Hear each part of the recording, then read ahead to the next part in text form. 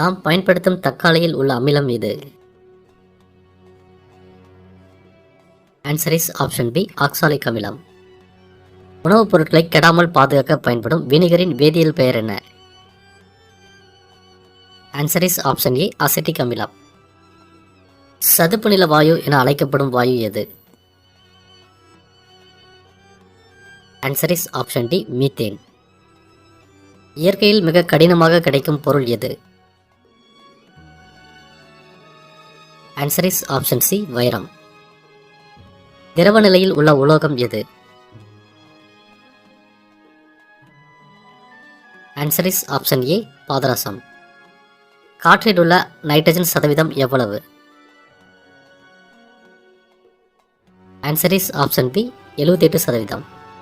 ஆக்சிஜனுக்கு பெயரிட்டவர் யார்? Answer is option B, Lavoisier.